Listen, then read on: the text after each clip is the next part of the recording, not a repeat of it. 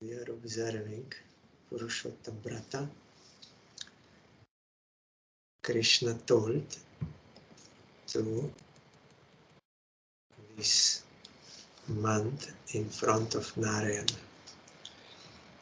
Aham eteiryata loke pratitah Purushottama tathayam api lokeshu pratitah Purushottama asmai samarpitah sarve ye gunamai samstita mat sadrishyam upagamya masanamadipo bhavit jagat pujyo jagat vandyo masayam tu bhavishyati sarve masah sakamah sakamash cha nishkamo ya maya krita akamah sarva kamova yo dhima samprapujet karmani bhasmasad kritvam evaishyati asankshayam kadachin mama bhaktanam aparadeti ganyate Purushottama bhaktanam naparada kadachana ya etasmin mahamura japa dan adivarjita sat karma snan rahita deva tirtha dvijadvisha jayante durbhaga dushtah para bhagyopajivana na kadachit sukham teshan swapne pishasha shringavat yena ham architum bhaktyam asesmin purushottame dhan putra sukham bhunktva paschat golokam asambhak. He Ramapati Narayan, just as I am celebrated in this world by the name Purushotam, similarly this Adimas too will be renowned in the world by the name Purushotam. Now I offer all my qualities to this month. Becoming like me from today onwards, this Adimas is the monarch of all the other months, and is the most worshipable and most adored in the world. All other months are Sakama, that is, they will grant worldly desires. This month, however, is Nishkama. Those who worship this month, either without any desires or with all types of desires, will have all their karmas burned. Then they will achieve me. My bhaktas sometimes commit offenses, but in this Purushottam month, they will be protected from committing any offense. In this Adimas, those greatly foolish persons who neglect to perform auspicious activities, such as japa, giving in charity, visiting and bathing at the holy places, and who are envious of the dvijas, are deemed wicked, unfortunate, and living at the cost of others. Thus, they will not attain a cent of happiness even in their dreams. Conversely, those who are filled with bhakti will take advantage of this Purushottam month to perform archan to me. After enjoying worldly happiness, such as wealth, sons, and so on, they will eventually attain residence in Goloka. Then we are hearing Srimad Bhagavatam. Yesterday we heard this verse. You are the one supreme soul, the primeval supreme personality, the absolute truth, self-manifested, endless and beginningless. You are eternal and infallible, perfect and complete, without any rival and free from all material designations. Your happiness can never be obstructed, nor have you any connection with material contamination. Indeed, you are the indestructible nectar of immortality. We were hearing the explanation yesterday from ISKCON. Yes, Adya. Yes, I think here it is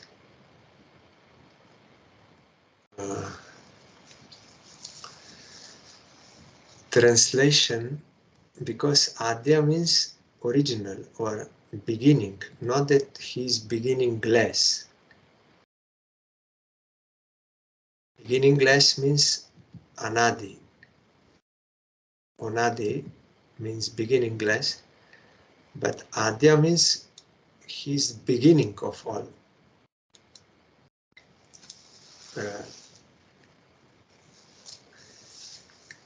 Adi. Let us see how Srila Vishwanath Chakravarti Thakur is commenting. Brahma prayed, although you do have infinite forms, you are also present in one transcendental form by your inconceivable energy. You are the one Supreme Soul, Ek Atma, and at the same, you expand yourself as the Super Soul to enter every living being.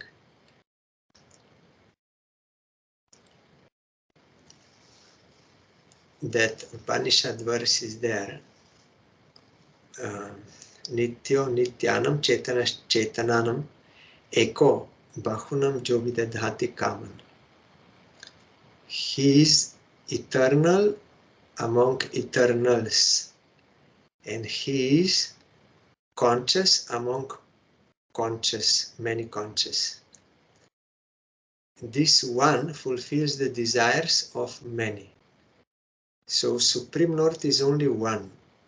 There cannot be many Supreme Lords, because nothing can be outside of infinite or absolute. But he may have many pastimes, many forms, but still he is same. So in one, he is like Krishna in Goloka, and here Vishnu, at the same time you expand yourself as the Super Soul to enter every living being. That is like Kirodakashai Vishnu. So, but they are one and the same person. They are not many gods. Then further here Krishna may protest, but the Super Soul has no form. He is not a person. After all, the word person generally refers to a being that has a form. You say, I am a person. Am I a young person? So here, Super Soul may also have two conceptions. Like vague, you will find in Chaitanya Charitamrita. Vague realization of Super Soul will not show the form of Super Soul. Like from far you see some light, but you don't see who is emanating that light. So Super Soul, you have two kinds of worshippers of Super Soul. You will find in Chaitanya Charitamrita. Those who cannot see the form of Super Soul, only as some light, and others who can see the person. So here Krishna is telling to Brahma that Super Soul has no form and no personality, because he has no this worldly personality, but I have a form and I am person, so how you can say I am Super Soul? Brahma replies, no, you are the oldest. Because here, am I a young person? No, you are the oldest. Means he's primeval, but also we cannot understand this by age, by time and like this. Means he's root of everything. This Purusha Purana. Purana means old. So oldest means source of everything. Because Krishna is eternal and all jivas are also eternal, we cannot say Krishna is older than the jivas, because he is not in transcendental plane. But it is said oldest to mean this, that he is the source of everyone. Again, Krishna protests. I am the son of Nanda Baba, and I am a young boy of Braja. It is not right to say that I am the oldest. Brahma says, it is true that you are the son of Nanda, but it is also true that you exist eternally, Satya. in all three phases of time. Therefore, you are the oldest person, Purusha Purana. Krishna then says, the Supreme Person, Purusha, you describe is the creator of time, karma, and everything else. How is it possible that I am He? Brahma replies, please don't argue. You are self-effulgent, Swayam Jyoti. Our Gurudev gave example. Self-effulgent means we can understand with the example of sun. We can see the sun only by His grace. In the night, we may see some other things with the help of some lamp or torch. But even if we would collect all the lamps, candles, torches, and everything, still we cannot see the sun during night time with the help of all those lights. We have to wait for the sun to rise, and then all those lights are useless. They cannot help you to see the sun. Sun is self-effulgent. By His grace you can see Him. By His light you can see Him. Only you have to open your eyes and receive His darshan. That means self-effulgent. Nothing else can illuminate Him, or He's not dependent on anything. He's self-revealing. So the only way to realize Him is by His will. So if we want to realize Krishna, we have to submit to His will. That is the only way that we can realize Him, because He is self-effulgent.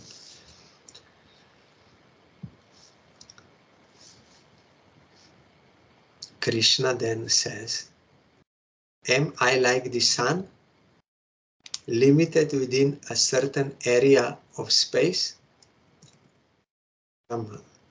No, you are limitless, Ananta, not restricted by time and space.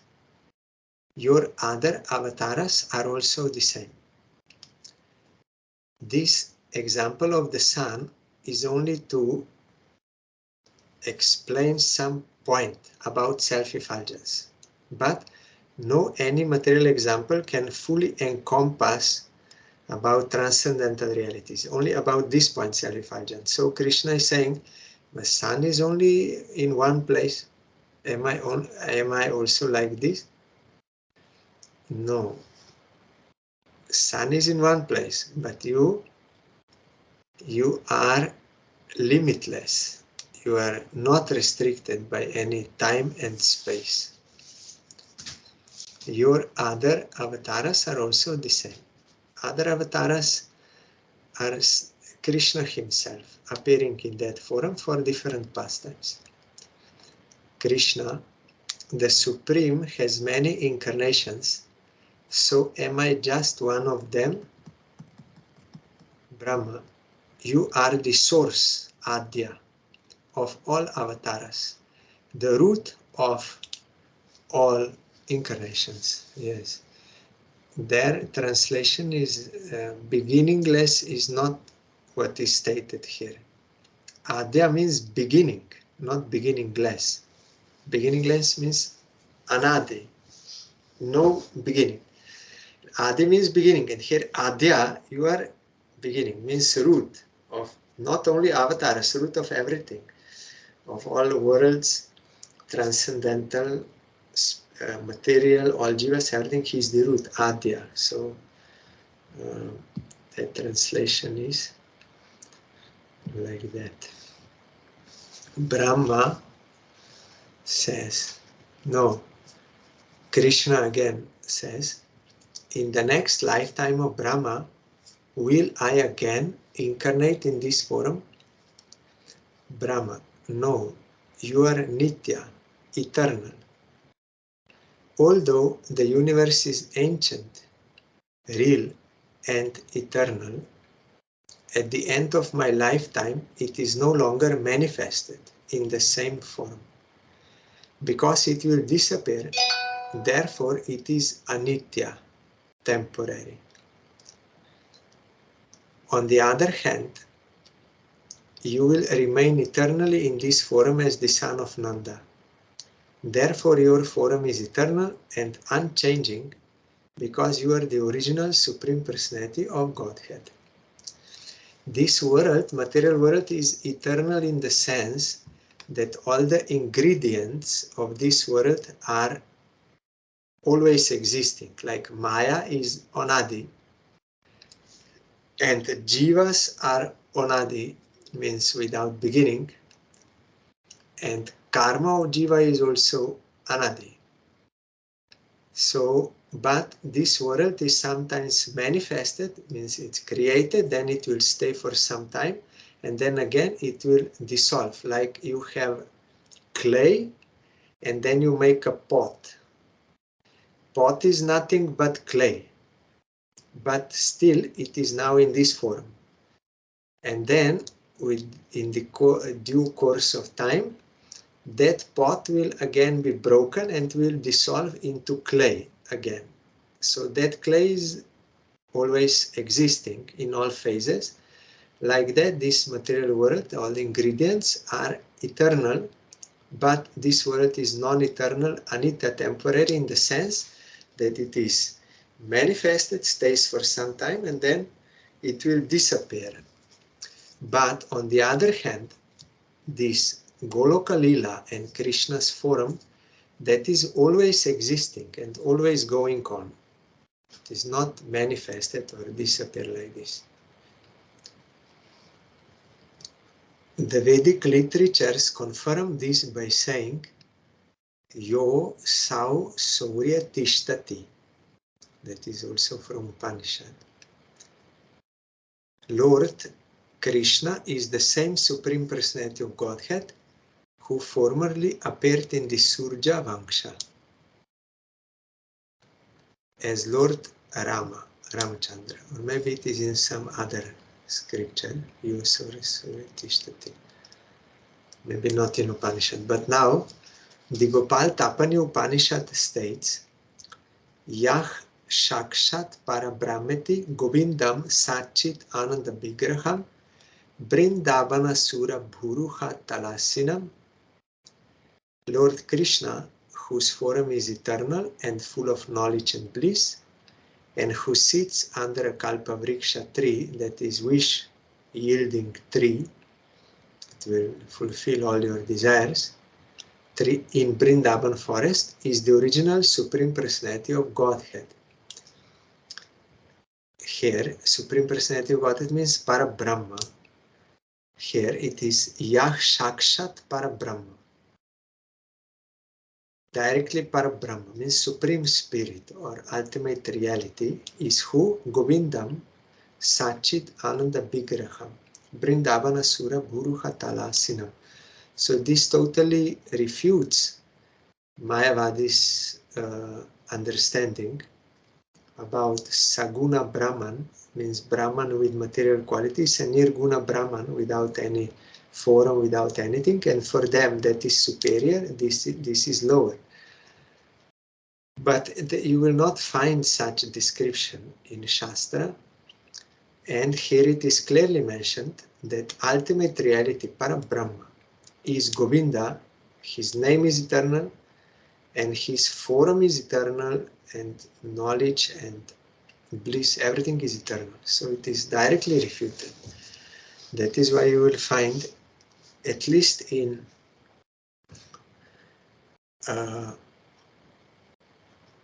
explanation of Vedanta Sutra by Baladevi Devushan, that is Gauriya explanation, many times he is quoting this verse. And from Gopal Tapani Upanishad, because it is directly about Krishna. Baladevi Devushan before, he was a brilliant scholar from birth. He was very talented in Sanskrit and all philosophy, and he was studying Vedanta Sutra, commentaries of all four Vaishnava Acharyas and of Shankaracharya also. Because that is, Vedanta Sutra is topmost Shastra to explain the Shrutis, Upanishads. And then there are Smritis like Puranas, Mahabharata, Bhagavatam. So he was studying all this, and he liked most Madhvacharya's explanation of Vedanta Sutra. Madhvacharya is fully against Mayavad. He said, no, Jiva and Brahma are never same. They are different. But when Baladev Debushan, then he was studying this Madhva's, because he liked Madhva's commentary most, he joined their mat there in Udupi, South India, and became sannyasi of that school.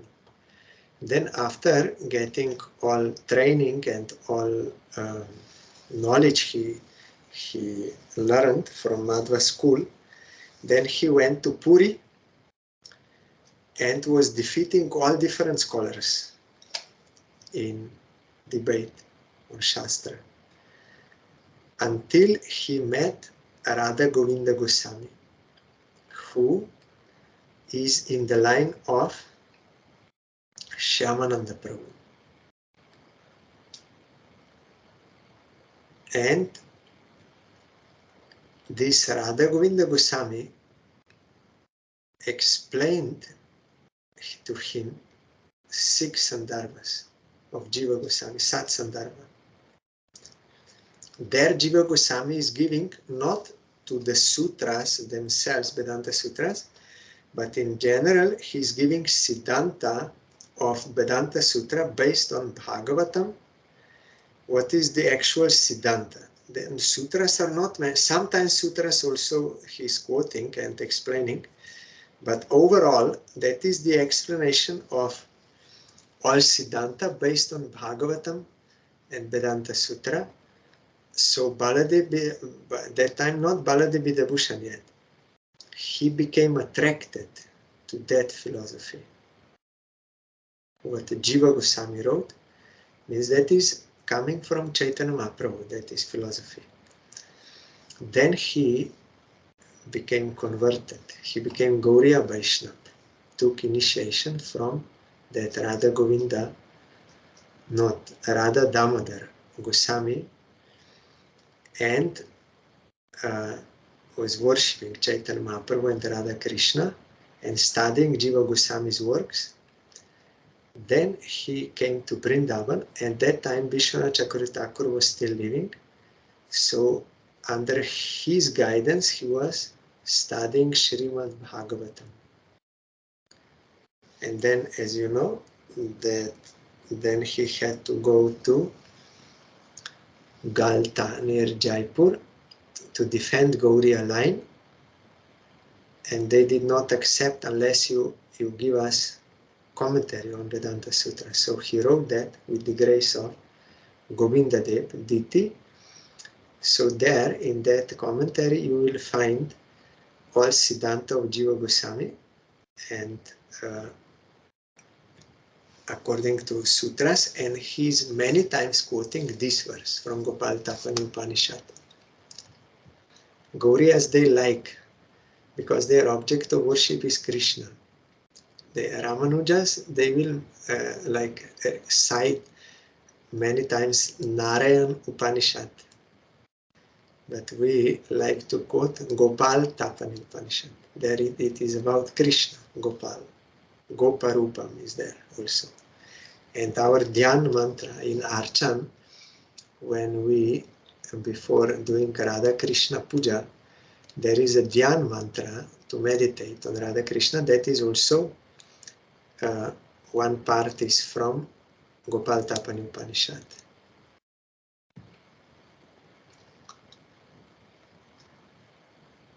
You yourself affirm in the Bhagavad Gita, Brahmano hi pratishtaham. Krishna says, I am the basis of the impersonal Brahman. Brahmano hi pratishtaham. How he is the basis? Because that light, that effulgence, Jyoti, transcendental, is coming from Krishna's transcendental form. It is not independent. Krishna is Angi and Brahman is Anga, is dependent on him. So I'm the basis of the impersonal Brahman. But Mayavadis, means Shankaracharya, gives a wrong meaning to this verse. He's saying, Krishna is saying, I am the like place or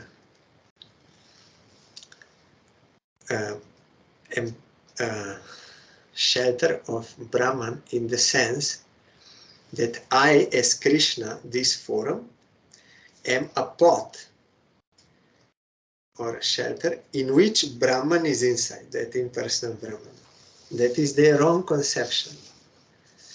They think there is impersonal Brahman and then he takes form of material gunas.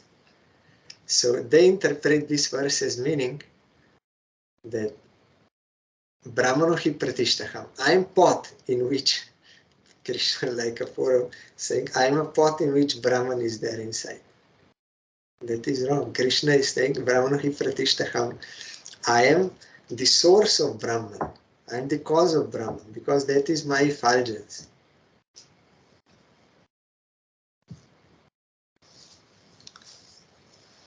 Then Krishna further says, but those who have bodies are subject to 6 transformations and are therefore disintegrating at every moment. How is it possible that I am not like that? No. How is it possible that I am like that? Brahma. No, you are not like that. You are unchanging and indestructible. Akshara.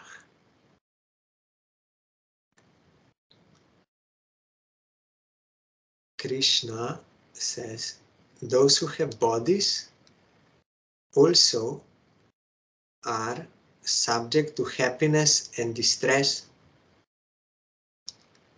This worldly happiness and distress. Brahma, you are always full of bliss. Ajasra Sukha. Krishna, but as a child, I was greedy to drink my mother's breast milk and steal the gopis' butter and yogurt. As a boy, I showed anger toward Kaliya and a host of others. In my teenage years, I was lusty to enjoy with the gopis. Therefore, I am impure and contaminated by lust and host of other vices. So Krishna here saying that he greedy and stealing and angry and lusty, all this is in me, so I am contaminated. And a host of other vices also there. Brahma, that is not true. You are spotless, Niranjana. Your so-called lust and other qualities are all pure and spiritual. That you will also find in Gopal Tapani Upanishad. Gopis, they were doing pastimes with Krishna, and after that, after worship, they asked now whom we should feed as a concluding of worship. Then Krishna says, Durvasa Rishi. He's a Brahmin, you have to feed him. So Gopis then ask, but how we will cross Jamuna? Now it is very big. Then Krishna said, only you say that Krishna is a brahmachari to Jamuna. Then she will give way. So Gopis, they went and they said Krishna is always brahmachari, means celibate.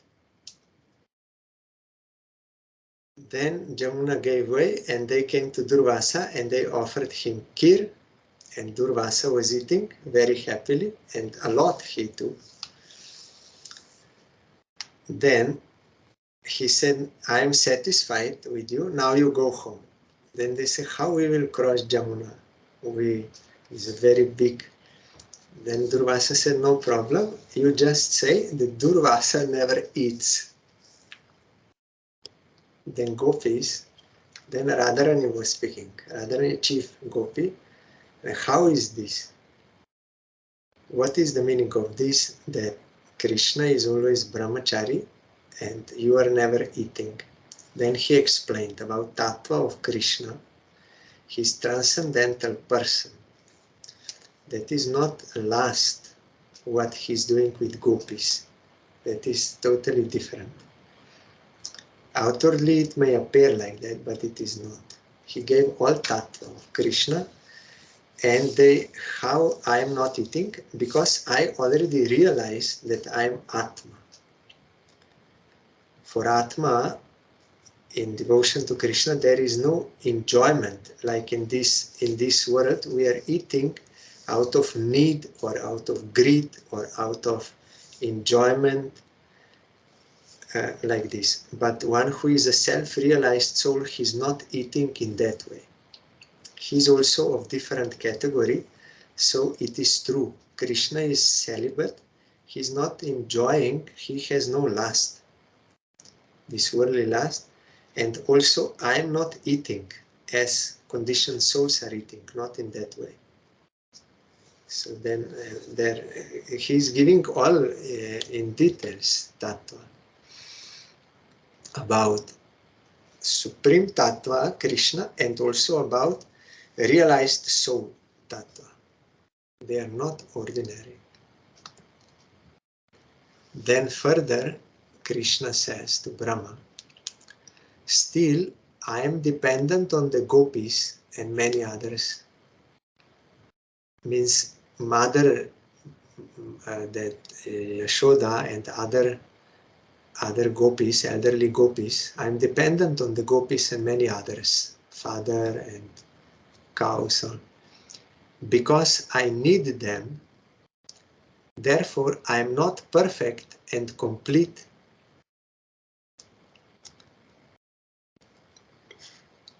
Brahma, you are perfect and complete, Purna. Your being controlled by the prema of your devotees does not negate your perfection and completeness. Yes. That is transcendental prema what is going on. Not any worldly like dependence. So that being controlled by the prema outwardly appears like he's dependent or controlled. Mother Yashoda has to dress him, cook for him, like this. But that is all prema. So that does not negate your perfection and completeness, because you are Purna. Krishna says, is there someone else like me? Brahma, no one else is like you. You are beyond compare, Advaya. Means here, all the words of this verse, which are giving the tattva of Krishna, are mentioned. And Krishna is like telling, no, that is not possible, that I am like that. You see, I am a small boy and like this. So here Krishna and Brahma, they are revealing that what we outwardly may think like about Krishna, he is a small boy like this, that is not so. And that he is needy and greedy. No, he's transcendental person. Before, Brahma could not understand. And he rejected, yes, how he can be Bhagavan? He's ordinary cowherd boy. But after getting grace of Krishna, he realized his tattva, the truth about him, and now he's speaking all this. By the grace of Krishna, he's speaking all perfect Siddhanta, perfect tattva, and Krishna is testing him. No, I am just a small boy, young, how I can be very old? No, you are ancient, you are first. Now Brahma is real, speaking from realization by the grace of Krishna. There is no one like you. Krishna says, very well then, because there is no one else like me. I am therefore the original Supreme Personality of Godhead. Still, many people think I am simply a transformation of transcendental knowledge. Brahma, you are not a transformation of transcendental knowledge, Mukta Upadita.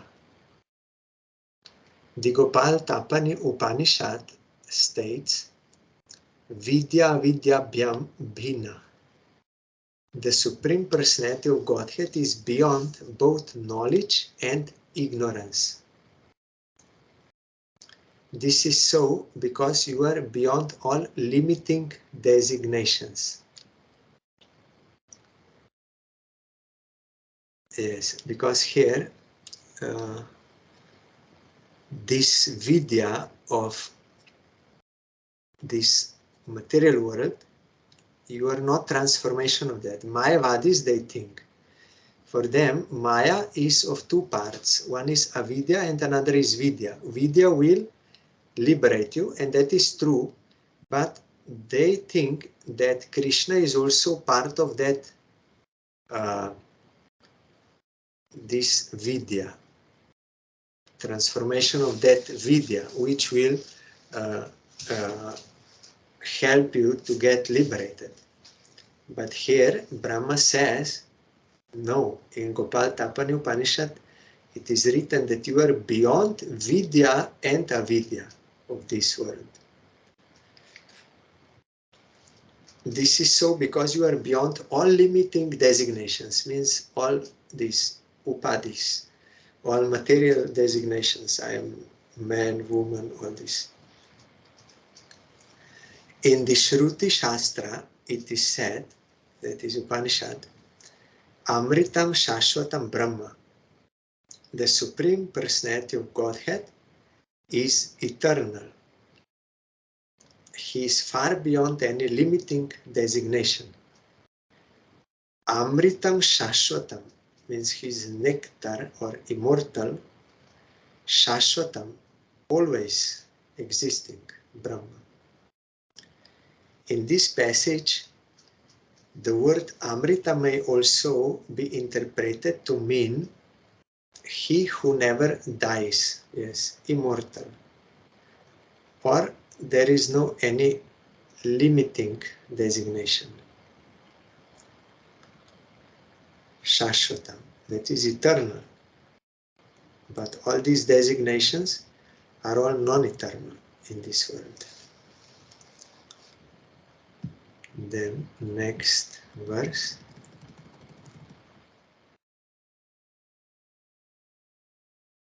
Evam vidham tvam sakalatmanam api svatmanam atmatmaya svatmanam atmatma taya vichakshate guru arka labdopanishad suchakshusha yete tarantiva bhavan ritam buddhim.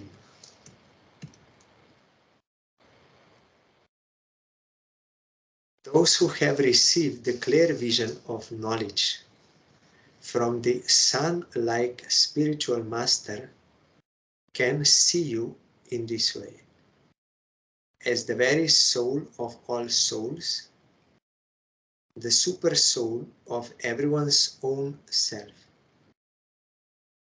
Thus, understanding your original personality, they are able to cross over the ocean of illusory material existence. Commentary by Srila Sai Maharaj's disciple, as confirmed in the Bhagavad Gita 4:9, Janma karma chame divyam evam yo veti tattvata tyaktva deham punarjanma naiti mam eti sorjuna. One who knows the transcendental nature of my appearance and activities does not, upon leaving the body, take his birth again in this material world, but attains my eternal abode, O Arjuna. But who can know the transcendental nature of his appearance and activities? Here Brahma is giving this by his own example. No one can understand this.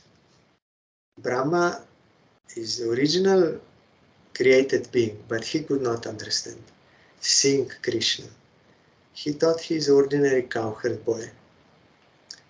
Only when he surrendered, by Krishna's grace, he could understand.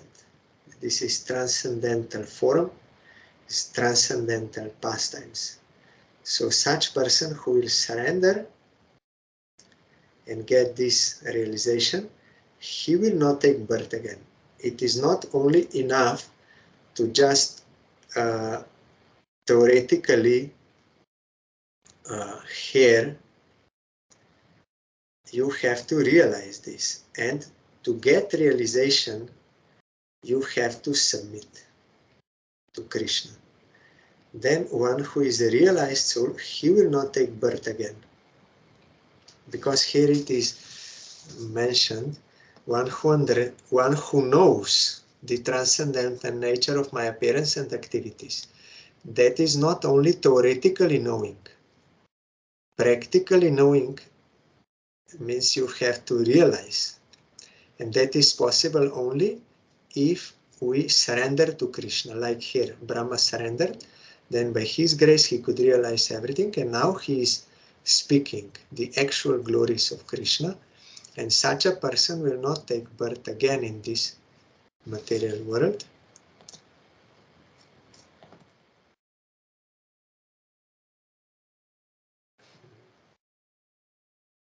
Tomorrow we will read commentary to this verse of Vishwanath Chakravarti Thakur.